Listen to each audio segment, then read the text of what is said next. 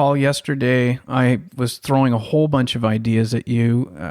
You weren't responding to any of them, and I was thinking you're either just so overwhelmed with these, like the creativity that was flowing from my little fingers into WhatsApp. So I think there's a whole bunch of different topics we could cover today. And before we do that, though, I think we just want to do a tiny little bit of catch up because it's been a while since you and I have actually recorded. It certainly has. I think it's been maybe 2, if not 3 months. No. Probably. Has it? Yeah. Well, we're in October now, and I think it was July was our last podcast. Wow. So a lot's happened since then. Absolutely. Yeah, obviously since then there's been some episodes with Teresa that have been put out, and I don't mind sharing with the listeners that we do put a little bit of we do have some episodes we like to have in the bank for when things like summer holidays or other sort of unexpected breaks, even if they come up, then we can always keep the machine going. And there was a bit of a break. I think I had 3 weeks or so between episodes through September. So yeah, we've been kind of taking a step back with summer holidays and all that. So did you miss it? Absolutely I did. Yeah. It's nice to have a little bit of a summer hiatus, I suppose, to kind of, regroup and rethink. And I'm glad to see that Teresa has filled in. She's done an amazing job as your alternate co-host of these podcasts. I'm a big fan of Teresa. I think she brings a lot to the podcast. So I think myself and Teresa make a good combo to work with you on these. It's different. I mean, you guys are both very different.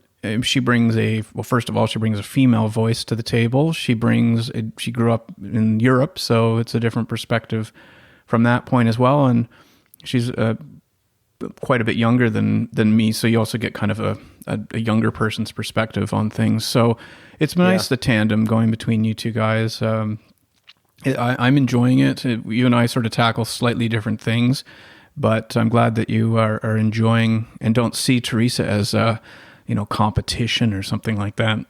No, far from it. I welcome it. I think our viewers, I'm sure, welcome it as well.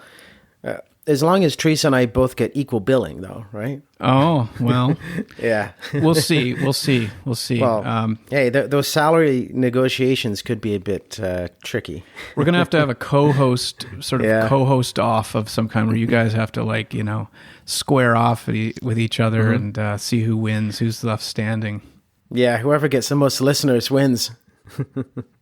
No, I think it's a great combination. I think you made a good decision bringing in Teresa because you're right. It's a different perspective as opposed to two men talking, to be able to have that female voice, which I think is extremely important.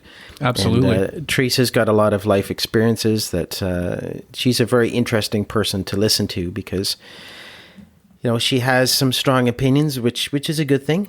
And this had a lot of life experiences and stories that she can provide and provide good context to some of the topics that you tackle. Exactly. So I think these podcasts we're in a good spot, and again, hopefully our listeners agree with that. And we're always looking at ways to change things up, to improve, keep things interesting, keep things current. So this is always a changing and fluid project that we're working on here. It is. I call it a sandbox. It's meant for trying different things, and which has been how it's evolved, going back from the very, very beginning, episodes like 1 through 10. And when you joined up, we started trying a few different things like the documentary reviews. We haven't tackled a book yet, but I would like to potentially look at doing that. I'm enjoying the different things we're trying out. I mean, we sometimes do a weird news story, sometimes we don't. So if people were tuning in because, that's the only reason they were tuning in before, unfortunately, we've kind of been hit and miss with those, but we're trying different stuff. The Dead or Alive thing, I got a lot of good feedback. People found that kind of fun to do. We should probably try that again. And so yeah, it's the sandbox. It's a little, it's a lab in a way, just where we can try out different things. And hey, we can't be all things to all people. I think you and I talked about this a couple weeks ago, how there's various opinions on the show and how we're doing things. And, if we try to please everybody, it's going to please nobody. And the first thing I think we really want to worry about is pleasing ourselves, because if we do that, I think we're going to end up being more happy about what we're producing here, and it's being true to ourselves. Yeah, you raise a really good point there, and I was just going to mention that myself, and that we have to have fun doing this ourselves. The moment this becomes a job or an arduous project where we don't look forward to doing these podcasts, I think that will reflect within the quality of the podcasts. I think the reason why I enjoy doing these is because it's a great way to document a regular conversation between two friends. And I think that's the whole attraction. That's what attracted me to your podcast, was the fact that when you initially started these podcasts with Simon, there were so many great topics that as a listener, you feel like you just want to jump in and be that third person to chime in on those conversations. So hopefully we are doing a good job of keeping that going, to keep that enthusiasm and that love of conversation. I think the moment we start venturing away from that, then I think we're not, as you said, we're not being true to ourselves. And I think the lack of enthusiasm would start to show within these podcasts. As long as we're having fun, that's the whole point. That's why we have to be doing these. I agree.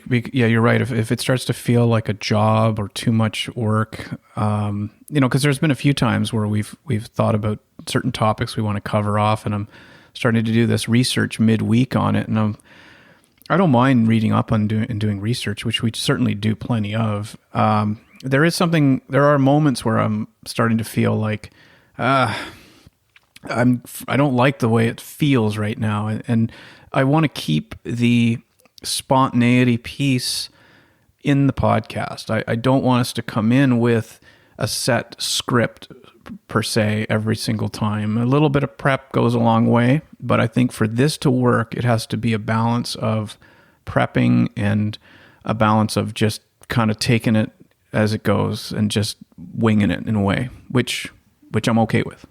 We have to remind ourselves that this is about having a conversation. And as you said, if it's too scripted, then that will reflect in that conversation. It won't be interesting. It'll take away the spontaneity, the emotion. So I'd like to think that we've done a pretty good job of staying true to our mandate in this, which is to have that relaxed conversation that everyone can relate to. Or learn something about that maybe they can't relate to it, but then they learn from it. So good. All right. Well, let's get on with it. So we have, like I said yesterday, I was throwing a whole bunch of different ideas at you. And then just before we push the record button, you mentioned something that was interesting, which I think I'll save for after. But why don't we dive into our main topic we wanted to talk about today, which was around, and correct me if I'm wrong, but the government-supported programs for drug abuse, in particular, like needle supply to drug users, and our opinions on that. And I think you have a number of opinions. Have I teed that up the right way? Yeah, I believe so.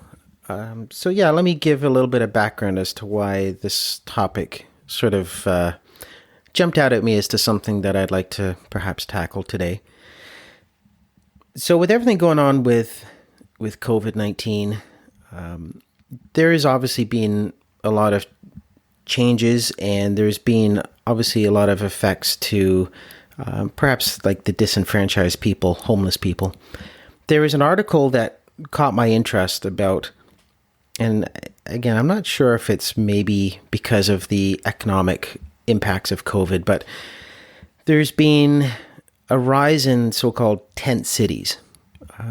I guess large groups of homeless people that create these tent cities, which is not uncommon in many large metropolitan cities. It's been around for a very long time, unfortunately, but I think more so over the last few months because of everything going on with economic uncertainty.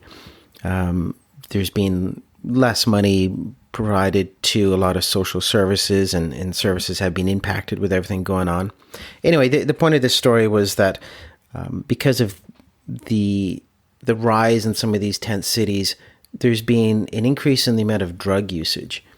So this article that I read was that there is this tent city that has cropped up in this park in Toronto. I believe it was Alexandra Park. I'm not sure whereabouts in the city that is, but the point being is that there was local residents have complained that there has been needles, drug paraphernalia scattered about this park, to the point where people do not feel safe going there. They certainly don't feel safe allowing their children to go there. So just so people know, it is in Toronto. It's at Dundas and Spadina. Okay. Dundas Street West on the north, Spadina Avenue on the east is the location of Alexandra Park. Just wanted to put that in there in case people wanted to look that up. Sorry, continue. Yeah, and the article stated the fact that local residents have seen discarded needles around children's playground area. So it got me thinking about a topic that I've been giving thought to for a little while, and that's the whole debate about the safe injection sites, which is a relatable topic as to that might explain why there is the prevalence of needles, why there is so much drug paraphernalia, how the homeless population get access to all these needles and drugs.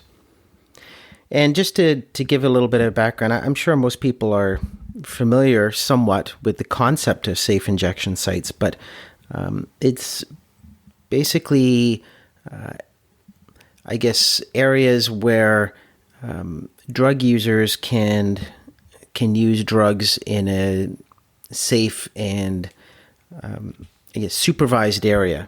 Yeah, where trained professionals give them needles. I don't believe they provide them with the drugs themselves, but I could be wrong on that. But essentially, the safe injection sites, it's a supervised area where people can inject themselves with drugs. And this has been an issue which there's obviously pretty strong feelings on both sides. There's a lot of proponents for this concept that would argue that, this helps to save lives, perhaps. It gets people with addictions one quote that I saw was that it helps them to reconnect with society and get them access to health services. And there was also mention that within these safe injection sites that it helps to prevent or reduce the likelihood of overdoses, that there is, as I said, trained professionals that are able to respond with the medical expertise to help these people if that were to be the case. Mm-hmm. And it all comes down to the whole concept of harm reduction. And I understand that. I get why there is a lot of proponents to this idea. But I bring this up because it's something that I kind of struggle with, in that at the end of the day, I've done some research on this, and I still come back to my own opinion that I just do not agree with it. That at the end of the day, you are still condoning illegal drug use. You're enabling people to continue their addictions. And okay, I want to clarify one thing. When you talked about the needles in the park, are you saying that you're blaming the safe injection sites for that, or is that a separate topic? I am kind of blaming the safe injection sites, because how else would What makes you think they came from there? Well, there's a prevalence of safe injection sites throughout the city. To be honest, I don't know if in terms of the number of needles to say how many came from the safe injection sites, I obviously don't have those numbers. And I'm not necessarily correlating between the safe injection sites and the needles in the park, but I think it is a related topic. And that's what prompted me to think about or want to discuss this topic of the safe injection sites, because I think it all sort of comes down to the big picture, in that as a society, I think we are becoming a bit I guess we are enabling or condoning illegal drug use within the city. And I know that this is a big issue right now, and especially it's being highlighted because of the civil unrest in the U.S. and the U.S. election coming up. Well, COVID-19, there's a lot of people who become more addicted to things, or it's either gotten worse or they've become addicted. Absolutely, yeah. 2020 on substances. Yeah, this year has been a unprecedented year for all that kind of stuff with respect to economic and social unrest and uncertainty. But yeah, in answer to that question, I don't know if there is a direct correlation between those particular needles found in Alexandria Park versus the actual safe injection sites. But it got me to thinking about these safe injection sites, where in that if you are providing free needles to homeless people or to drug addicts, and obviously some of those needles are going to end up in public parks, the places why? How do you know where that they're residing? Well, they're living in these tent cities. Hold on a sec. So one thing we need to know more about, I think, is whether or not, and maybe you look this up, but my guess is at a safe injection site, you go in, you get injected. I bet you their needles aren't leaving the property. I think they are. I'm pretty sure they are. So they give the needles out? Them free needles, yeah. Okay. So they are providing them with with the devices they need for their drug usage. Okay. We definitely can. We know just from the past episodes we've done that you definitely fall on the conservative side of the political spectrum. Mm-hmm.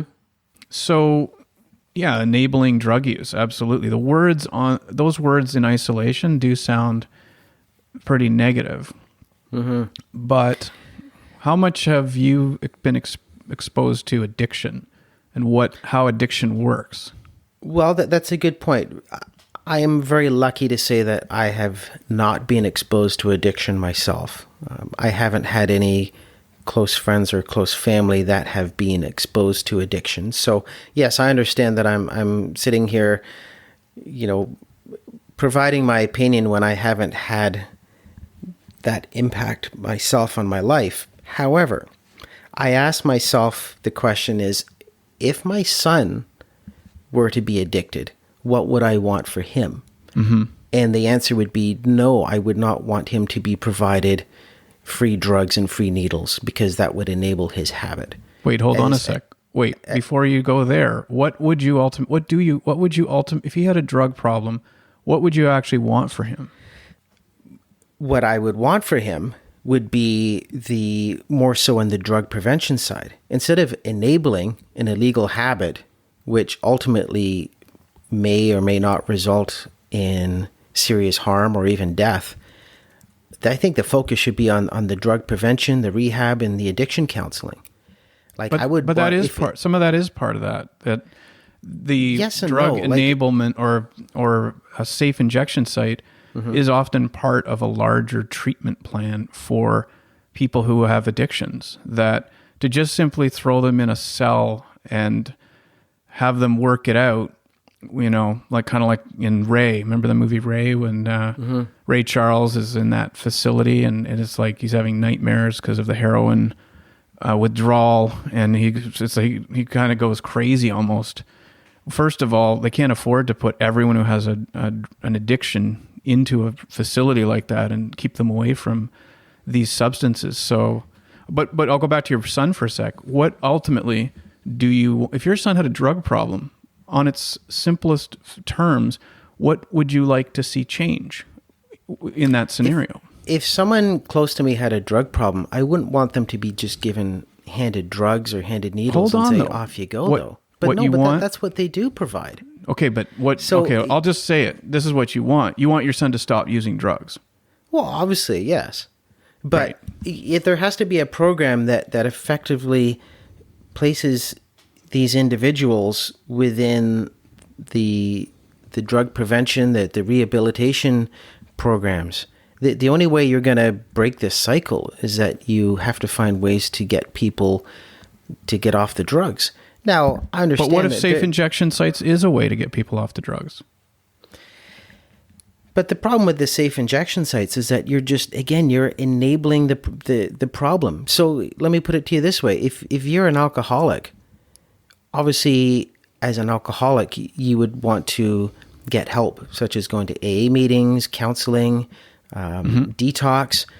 Helping you overcome your alcoholism does not involve giving you a 2-4 of beer every weekend and sending you on your way. So how is providing drugs and needles any different from that? I wouldn't give you a case of beer to overcome your alcoholism. Well, okay, so I have a friend who has quite a bit of experience with an alcohol addiction. And one of the things, and this is where a lot of, we have a lot of beliefs and opinions around how things are supposed to work. And even when we're told that experts say this and experts say that, we sometimes are still skeptical. But the friend I'm speaking of, when it comes to addiction and getting off of, they do not ever say in addiction to alcohol, stop drinking. There is a process involved, and it doesn't just amount to, okay, I want to quit alcohol. Now, that's one person's method, perhaps, is to just say, pour out all the alcohol and boom, you just go cold turkey. But look at smoking. People have, they wean themselves off smoking by having nicotine patches and things like that. There's a whole bunch of chemical reactions involved in this stuff that going off the drugs in some cases can be worse than actually staying on them, but in a controlled environment and kind of working your way off them in a proper treatment. Agreed in that, yes, there is a process to the treatment. You are right in that, especially with drugs, you need to wean people off of them. But the problem is that by providing these needles and safe injection sites, you're not doing that. How do you know? No, but it's not a process to wean people off of that. How do you know that? Because they keep doing it. Like we're still having this problem where you have repeat users going to these safe injection sites over a course of like 5-10 years or whatever. Yeah, because there's been studies done. There's a safe injection site. One of the very first that opened was in Vancouver, and there's been a lot of studies done over the participants of this safe injection site. And 10 years after the fact, there's still people that are still using. I agree with you. When it comes to drugs or alcohol, yes, there has to be a process to wean people off, to get them into the treatment process so that they can start living their sober lives. That's the key right there, is getting people to be sober. Mm-hmm. But when you have these injection sites that are just enabling the continuous use of these illegal drugs, then it's not really helping these people at the end of the day. Like the only way you're going to help these people is to get them off the drugs and provide them with a helping hand to get them out of this world. Now, I understand that there are some people that, sadly enough, are just unable to be helped. Addiction is a terrible thing. It can be a very powerful demon within certain people where, unfortunately, that's the only course for them. And it's sad to say, not that you want to leave people behind, but I think that the focus should be on trying to help as many people as possible. So one of my overarching arguments here is that, one of the reasons why I have these feelings about the safe injection sites is because at the end of the day, when you look at the big picture, you are enabling and condoning an illegal activity. It is something that can, I guess, relate to increased crime. You are allowing crime to propagate, because if you are allowing these people to use these drugs, it makes you wonder, how are they getting these drugs? Are they using their social assistance money to purchase these drugs, which is likely the case? Are they resorting to criminal activities to get the money to pay for these drugs? So yeah. It's propagating illegal activity in many different forms. So there has to be a cycle. There has to be something that breaks the cycle, because I don't think the current situation is working very well. And I'm not. I was going to Just say, because there's more tent cities up doesn't mean that it isn't working for some people. This method. I understand that. Obviously, with the rise of tent cities, that is something that perhaps is a direct correlation to some of the economic uncertainty that we're dealing with right now. But when you have needles littering these tent cities, obviously there is rampant drug use within these tent cities. That's a real problem. But nothing is being done about it. The illegal drug use is illegal at the end of the day. It is an illegal activity. This is what the law says, so this is how it should be.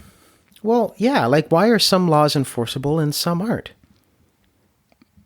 But okay. I know things have changed a little bit with the legalization of marijuana, and yes, I realize that perhaps our enforcement of drugs has been a bit more relaxed, but at the end of the day, an illegal activity is being committed here. So why are we okay with that? What if it wasn't illegal? Well, that's a debate all to itself. I have feelings about the legalization of marijuana, but I think as I said, that's a whole debate all to itself, because I don't think we need a lot more time to discuss that if we're going down that road. But yeah, in a nutshell, I don't agree with the legalization of marijuana. I don't agree with legalizing drugs. As simple as that. But who says, okay, so what if alcohol was illegal? You just wouldn't drink because it's illegal. Like alcohol was illegal when Prohibition came in. It was illegal, and it wasn't before, because somebody felt alcohol was going to exacerbate the depression it was bad. It was just a bad thing for society. And then look how that turned out. You had the mobs were stronger than ever. Organized crime got stronger than ever. You drink alcohol. What if someone told you... So research has been done that suggests marijuana is safer than alcohol in a lot of ways. And so they legalized it. But you still have a problem with... You have an issue with legalizing marijuana. So what's going on there? I do. I don't necessarily... My issue is that I don't have a problem with decriminalizing marijuana. I don't think one should be arrested for having possession of marijuana. The reason why my views on this, and maybe this has changed over the years, but as a parent, I ask myself, what do I want my son exposed to?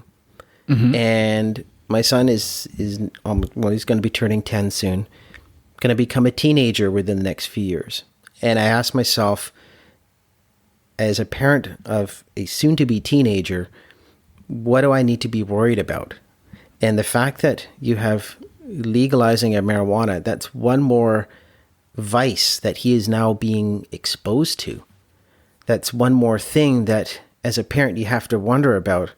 It's as a parent, you worry about your kids being exposed to drinking and driving. You always want to make sure they're kept safe and that they're not...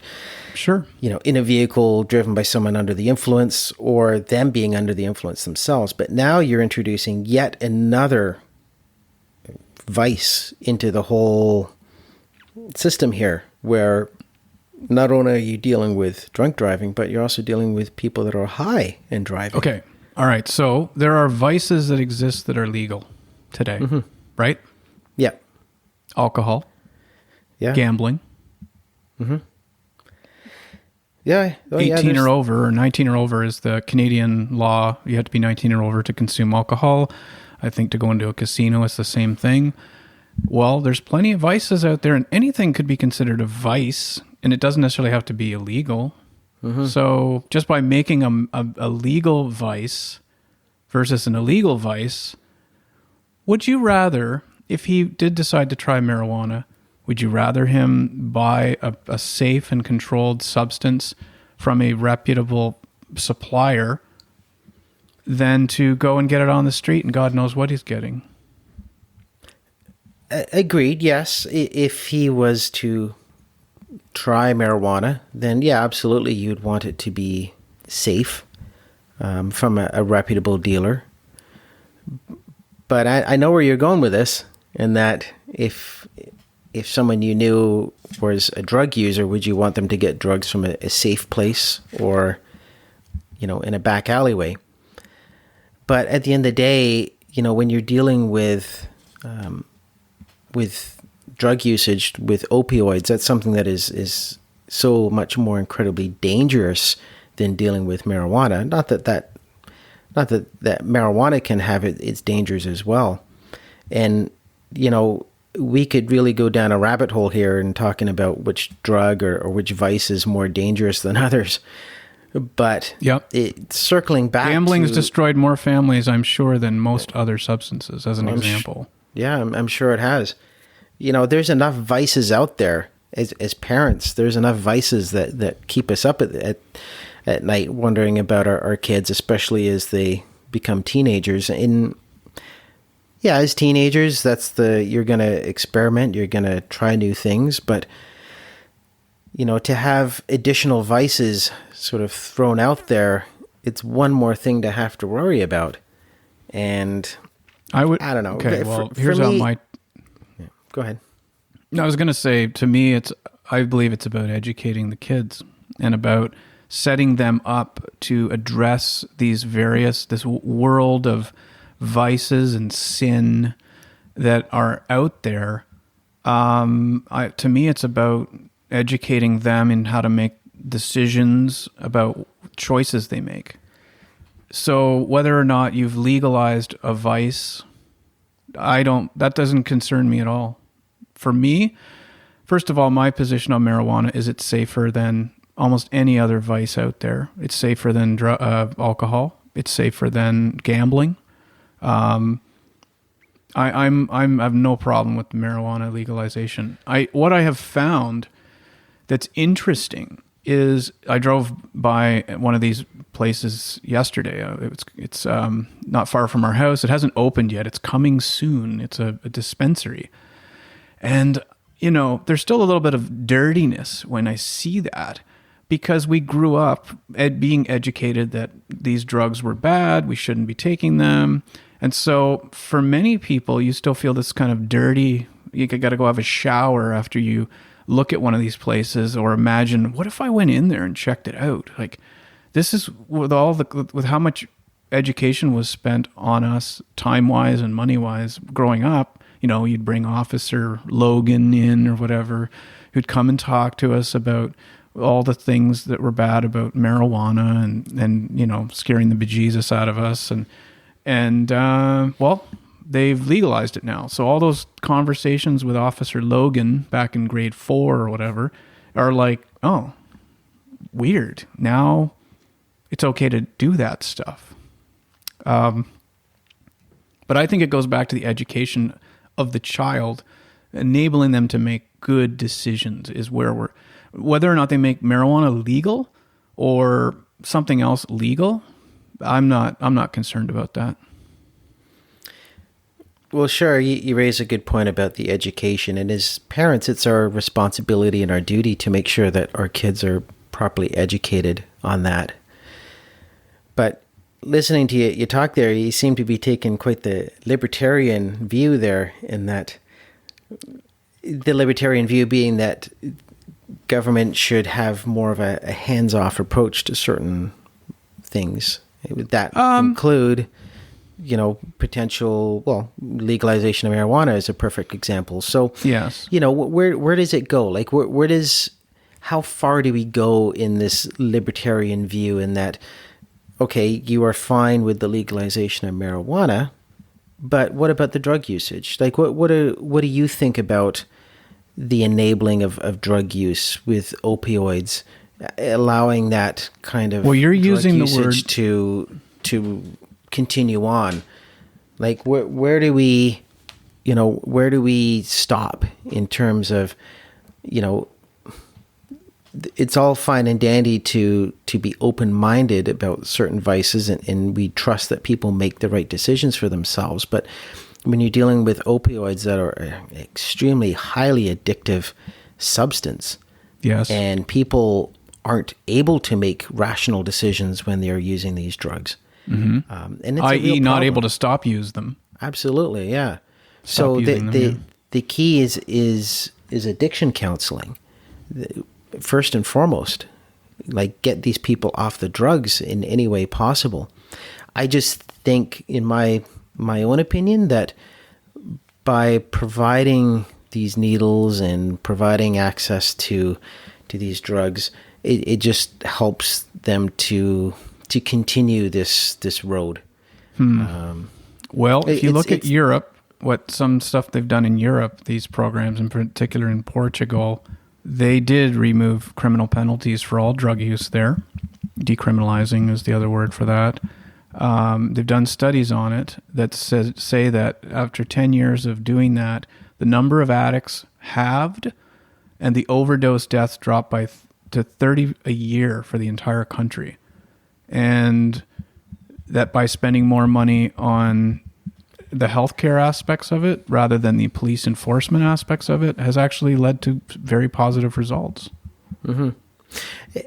Yeah, and I'm not proposing that you send in the SWAT team and start arresting people left, right, and center. Throwing people in jail isn't necessarily the answer. And I agree with you in that, with respect to the criminalization of drugs, throwing people in jail, I don't think is going to really do a heck of a lot. Oh, it's going to make things worse. We've seen that in the U.S., right? Yeah. 3 strikes rules. Things like you do three small possessions of marijuana, you're going to jail for life in California.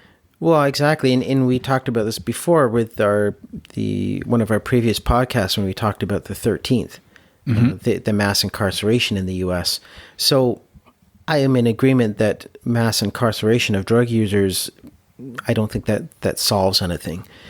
Rather than enable drug usage, rather than throw people in prison, the key has to be the whole drug prevention and addiction counseling. That's the only way you're going to break this cycle.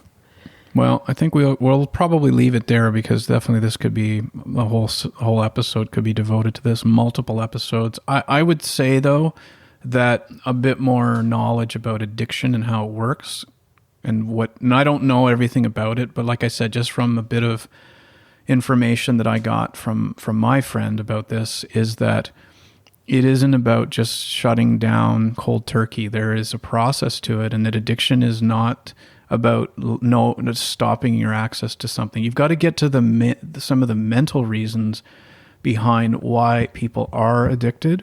Mm-hmm. It's overeating. There's a vice. Just because it's legal to overeat doesn't mean more people are doing it or less people are doing it. I don't think. Mm-hmm. So anyway, I think we'll probably move on. I think my guess is a lot of the comments you've made here are going to rattle a lot of people, especially those that have suffered with addictions. But as we've always said with this, we like to kind of educate by some of the stuff we dig up and talk about, but we're also open to being educated. 13th is a prime example. Black Lives Matter, prime example. You had a position that changed a lot after George Floyd and after watching that documentary. Mm-hmm. No, absolutely. And you raise a good point in that the reason why we like to tackle some of these heavier subjects is because it allows us to have some honest and frank conversations. Yes. And we are open to learn as well. And I'm sure some of the viewpoints that I talked about today, a lot of people would agree with. But at the same time, there's probably a lot of people that do not agree with what I just said today, that think I'm probably very ill-informed. And believe me, I do not pretend to be any kind of an expert in this subject, but I'm just voicing the opinion of the average Joe here that picks up a newspaper. Wait, is it? I believe so. In that, the average person that picks up a newspaper and is reading this story are going to have some thoughts and feelings about this. And I'm just, one opinion on the matter. There's going to be several differing opinions. Yes, but average Joe, I thought you were implying that average Joe is going to look at this and think this is not the way we should be handling addiction. Yeah, probably. Yeah, I think the average person would say that, no, they don't agree with all right, we got to run a poll. I want to put a poll up and get people to fill in. Well, obviously, nobody wants to see needles. Nobody wants to see needles thrown in parks. It's a bad situation when kids can't use playgrounds because it's because of drug No usage. argument there. It's a bad thing. So the point of my conversation today is, what are we going to do about it? What can we do about it? It's simple as that. Well, what if someone said, well, safe injection sites lead to a reduction in those things? Then what? Would you believe it? Or do you like... I'd have a tough time believing that. I would. Because all right, we got to do some more research. Yeah. And we got to move on. Yeah. No, you're right. You know, this is something that we could discuss for like the next hour. This is something that I think we might need to revisit this. I would like to revisit this. Well, maybe in a future podcast. I have some ideas on this. So all right, we'll be back on that. We will come back to this. Okay, I just was looking at my list of fantastic ideas for the podcast, and I just noticed one now, and I want to just go to it. Garbage receptacles as a place to advertise your business. What I noticed this yesterday. I was at the shopping plaza, and there's a number of garbage receptacles. You know, you put recycling or litter and whatever can be thrown into this to prevent people from just tossing it on the ground. And it's a box. It's got 3 little slots in it for each of the different types of whatever you're trying to get rid of, recycling, garbage, etc. And I noticed that there are advertisements on these things. So on the side of a garbage receptacle, or like you can put an ad on this thing, and it's pretty big. I took some pictures yesterday, of which I'll share somehow in the show notes. And the funny thing is that it's a prevalence of real estate agents. All of the ones I saw were real estate agents who were advertising on the side of these garbage receptacles. So I'm just wondering here, do you think these guys think it through when they imagine their brand? And in many cases, their faces are on the sides of these garbage receptacles. I think I sent you one yesterday of that, which was this guy here. He's listed on a side of a garbage receptacle, and his face is directly located below the litter slot. And then there's cans and bottles, and then newspapers and magazines. Those are the 3 different slots. But his face, right below litter only, no household waste, the slot where you slide garbage into, it's right there. Mm-hmm. It's there, right below. Yes. What do you think this is? They're just not thinking it through? Or what do you think? I think they are thinking it through. In my personal opinion, I think it's great advertising. Because think of the volume of people that are going to see your ad. And it's interesting that you showed me the picture of the advertisement on the garbage can, because a good friend of mine is a mortgage broker who has placed ads on garbage cans. And he's done that because it's a high-profile area. Some of the locations that he's placed his ads have been at a hockey arena, in front of bus shelters on a busy street. So, bus shelter though, that's different. I'm talking about garbage receptacles here. No, but a garbage receptacle next to a bus shelter. Oh, okay. So he has advertised on garbage receptacles, but I think that the thought process behind it is that you have a large volume of people that see your ad. So at the end of the day, I guess it doesn't really matter if it's on a garbage receptacle. People are still looking at your ad, and it's still putting your name out there. So in terms of the impact of advertising, the whole point of advertising is to get your name and your message out there to be seen by as many people as possible. And I think if a trash receptacle, as weird as that may sound, but if a trash receptacle allows you to have a large volume of people to see your face, then I don't know. I don't really see a problem with it myself. A friend of mine told me once, I think it was, I'm not sure it was Audi, but it was one of the big luxury car manufacturers.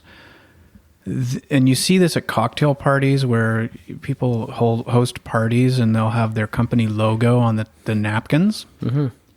And I think it was Audi that said, we absolutely refuse to put our logo onto a cocktail napkin at our events because we don't want people wiping their dirty faces with our logo. Yeah, that's an interesting way of putting it. And I look at the garbage thing the same way. I don't want someone shoving garbage above a picture of my face advertising my business. Well, as long as the garbage receptacle isn't your mouth. Well, that could be really creative, I guess. Yeah, I guess so. But am I overthinking this? Like, do you see, I think you know where I'm coming from here, but am I just taking this too far? Like, I'm going to be a minority in terms of how this might appear? Like, is this just sort of deeper level thinking that's sort of not necessary? Well, I'm going to use the word that everyone hates, is that it depends. I think if you are a real estate agent or a mortgage broker or, whatever it is, if you're a small business owner or small business person, or you're working for yourself, it's a very competitive market, especially anything connected with real estate. So you have to fight to get your name out there. Mm-hmm. And if putting your name on a garbage receptacle in a very, in a busy intersection where your face is going to be viewed by thousands of people driving past this intersection every day, then I think you take that opportunity. Now, I think some companies, if you are a well-established company, or if there's a certain, I guess, image, or if it's a luxury brand, then, maybe advertising on a garbage receptacle isn't something that you would go for. I think certain companies, once they are established, they have the luxury of picking and choosing where they place their advertisements. Mm-hmm. But I think to the average small business owner, it's a dog-eat-dog world, or however that expression goes.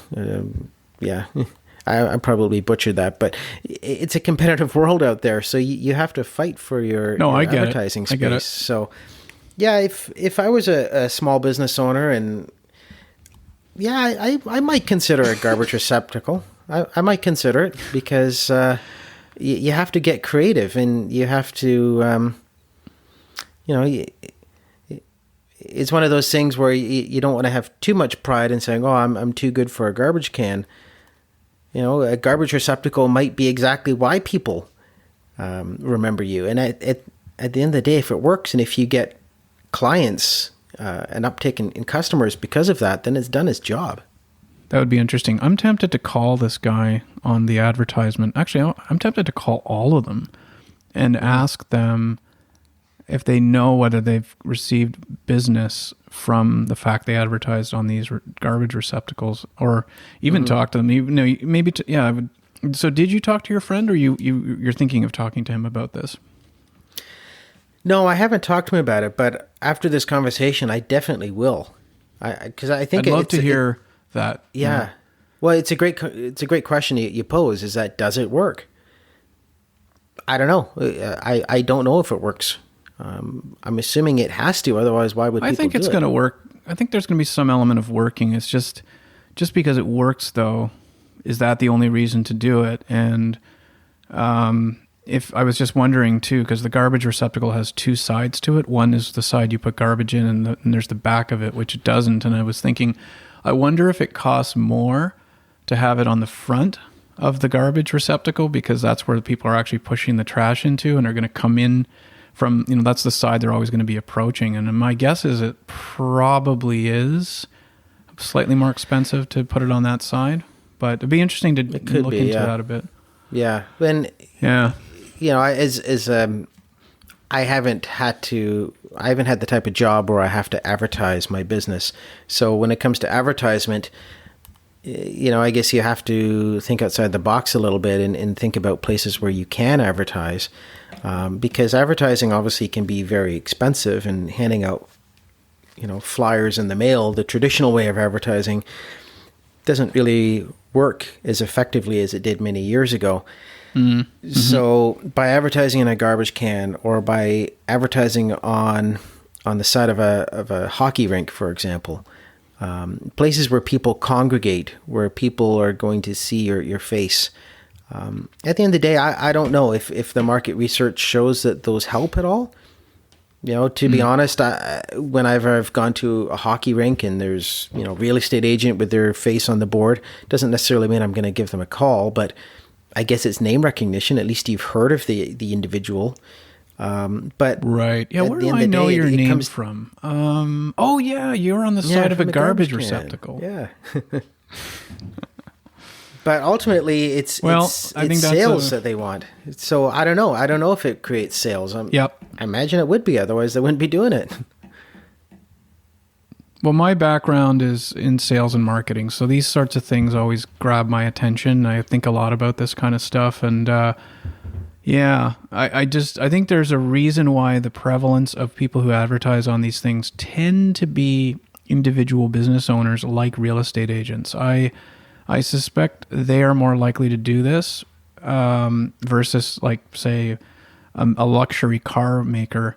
Keep your eyes open. See if you notice if vehicles are being, or if you notice on garbage receptacles, keep an eye out who's advertising on them. And I have a feeling it's going to be a lot of these like real estate brokers and accountants and people that are kind of in these sole proprietorships. Yeah. With public faces. I definitely plan on asking my friend his thoughts on this. So come back with that. I'd love to hear more about that. Yeah, for a future podcast, I think we'll come back with an update on this. So to be continued. To be continued. All right, we're kind of running out of time. Should we wrap it there, or do you want to talk a little bit about your son and the hockey situation? I can talk about the hockey if you want. Yeah. Tell me about what's going on in kids' sports amid COVID, and in particular, in your son's case, it's hockey. So what's going on with that right now? Yeah, so my son, he plays house league hockey in Whitby. It's under 11 age group. And again, this is house league, so I can't speak too much with respect to some of the rep teams, because I think their methods are done a little bit differently. But we've obviously talked a lot about COVID over the last several months, and the whole idea of quote unquote the new normal. And with the return to play for hockey, it's much different from what we've seen earlier this year, before the shutdowns. So it's different this year in that, man, there's a lot of new protocols and a lot of changes to having kids return to play for hockey. It's great that they are back. Mm-hmm. It's great that it provides some sense of normalcy so that kids can resume organized sports, which I think is very important. But there's a lot of big changes. The first one being that the use of locker rooms is no longer applicable. So when kids arrive to the hockey rink, they have to be there 10 minutes ahead of their scheduled time. They cannot be late, otherwise you will not be allowed into the building. Yep. And kids have to be basically dressed and ready to go, minus helmet and skates. But you have to dress them at home before taking them over to the game. Mm-hmm. And then when they are led into the arena, it's only one parent per child, so you can't have two parents come in. Yep. And instead of bringing them into the change room, you bring them over to the other end of the hockey rink where there's chairs set up. So all these chairs are socially distanced apart. And that's where you put on the skates and put on the helmet, that type of thing, and get them on the ice. But yeah, it's yesterday was his first practice, and it was a interesting experience. The new norm, as I mentioned before. Do you have to socially distance on the ice too, or they let it go there? Well, this was a practice, so it was a little bit different, but there wasn't. Once you're on the ice, it's kind of hard to social distance because you're right. You still have to practice your drills and play the game. I think there's differences this year in that I think there's talk about less physical contact, with respect to body checking, that type of thing. So in terms of how different the game will be played, that's still to be seen. But just yesterday, with being the first practice, it was a weird experience just seeing all these new protocols in place. And I understand why they're doing it, and it's precautions and being safe. But yeah, it was a weird experience seeing all these new changes, and the new norm of not having something as simple as the kids in the changing room bonding as a team. It's one of those things now where you just show up, you play, and then you go home. As soon as the game is done, you take your skates off and you leave. You have to get right out of. You have to leave the arena right away. So you put your son in hockey because probably physical exercise, chance to be in a team environment, I'm assuming. Does that still exist now? Yeah, I believe so. He has some friends on the team, so I think it's still good for him to have the interaction. You may not have as much interaction with your teammates as you would in years past, but at the end of the day, it's still good for kids to have the physical activity, to participate in a team sport. I think there's still obviously I think the benefits outweigh the negatives. So, hopefully things improve over the course of the year, and maybe some of these restrictions can ease up if the numbers improve at some point, which we hope that they do. Yeah, because we've seen a spike here in Ontario, and there's been a number of measures. I was just on the West Hill hockey site, which is where my son used to play. It's funny, in this day and age, so this is their latest update. This is from October 1st. It says, we've been informed by the GTHL, that's the Greater Toronto Hockey League, that they are following up concerns that have been raised regarding City of Toronto's policies specific to cleaning facilities and ice permit cancellations. We anticipate more information coming from the city later this week. We will share this information as it is made available to us. So this was on October 1st, and we are at the 18th, and there's nothing in this website updating anybody on any of that. Also, nothing about COVID-19 that immediately jumps out on this website. So that's a little bit of a miss, in my opinion. We didn't put our son back in hockey when we arrived here in Canada again, just because I was just too concerned that they're just going to shut it down like after a couple weeks, and that I don't know if they'll give money back or what they're going to do. If maybe there's some protocol around that. Like if they decide to shut it all down, will you get your money back? That's a great question. And that's a concern of mine as well, in that what if further shutdowns occur? I believe that, well, at least in Ontario, certain jurisdictions that have reverted back to what they call the modified phase 2 is that teams are still allowed to practice, but there can't be any actual games. It's a bit of a risk, absolutely. And any hockey parent knows, hockey is not cheap.